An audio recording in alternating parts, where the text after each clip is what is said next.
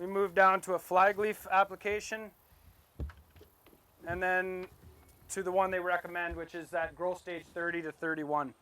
So you can kind of see we've got a step down reduction in height depending on the timing of application. And as we move forward, it's the exact same thing. So you can look there, steps all the way down.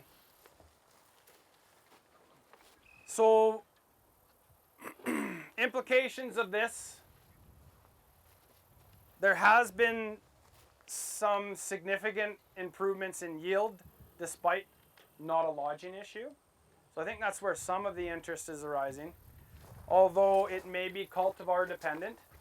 There are basically 3 different growth regulators that are out there, and if you guys want to learn about them, actually Engage has a pretty nice little pamphlet. I'm sorry that I don't have more of them, but I'm sure you can get a hold of them. It's an introduction to plant growth regulators. There's some in the shop. Do we have a lot of them or enough for everyone? We'll have a few copies if you're interested, but I'm sure you can find it online.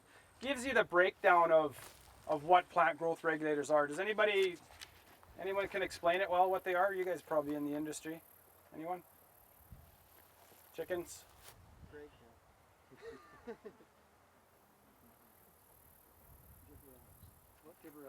Gibberellins is one of them. Yeah.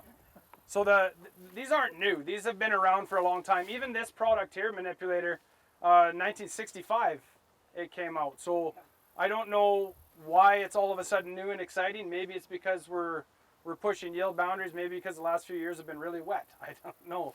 I know that in southern Alberta, under some of the irrigation side of things, especially with high nutrients and you throw in manure, I'm pretty interested in the lodging side of things, and that's probably, Greg, is that some of why you like it so much too, or do you have any other? Lodging. It's mostly lodging for you? Yeah. Okay. We did put a demo on behind you with the, you might be able to see some differences there, but it seems like barley in particular has much more lodging issues, whereas for some reason we're not getting these crops registered in barley yet. They've all been focusing on wheat, so it becomes one of these things that companies tend to do work on the largest crops who are going to have the most opportunity to sell. I'm quite interested in developing it more in barley, maybe rye, oats and such. But will be neat to see the results here, and if we continue to see a yield bump despite any lodging issues, then maybe there is a fit. But as soon as moisture disappears and the opportunity for increased revenues, then I would suspect that might temper some of the excitement around the plant growth regulators. But from what we're seeing, it can work. There is a level of management that is higher than what we're used to. So really knowing and understanding plant growth stage and timing, and the fact that you have a variable field too. You may go look at one area of your field and you're at the perfect growth stage, whereas other parts might be a little bit off, so you might have different effects. If I can recap from what we learned at the field school, the 2 gibberellins, the products that are out there right now is Engage. That's the manipulator product. There is another one with the active ingredient Trinex pack that Syngenta will be coming out with quite shortly. They're both the same type of plant growth regulator in that they are anti-gibberellins. The Engage manipulator is a longer lasting one. The Trinex pack is shorter acting, and in Europe they actually will tank mix the 2 of them for the best worlds, but we have much shorter growing seasons here, so it's going to be a little bit different from other experiences. And then of course the Ethereal is a totally different product.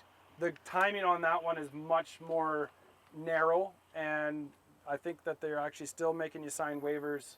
The problem with Ethereal is that if it's off too late and the heads are out, that you can actually really damage the crop and cause yield. So they're kind of I guess a little bit newer to Alberta, and there's been a lot of buzz right now too, so we're involved in some research, and I know Dr. Sherry Stridehorse with Alberta Agriculture also has a big project looking at the use of them in combination with other higher intensive practices such as fungicides. What's that? I read her article in the paper. Yeah. That was a good article. Yeah. Interesting to me. For sure. Anyway. Yeah, I know lots of people have questions and are interested, so. I think they're going to look at the Coldale site visit next week. On August 5th. Yeah. Yeah, that's right. For those that saw it already when you couldn't see it. Right. Yeah. it is kind of neat to be able to see that it actually does do something. Yeah. Any other questions there? Okay, we'll keep rolling.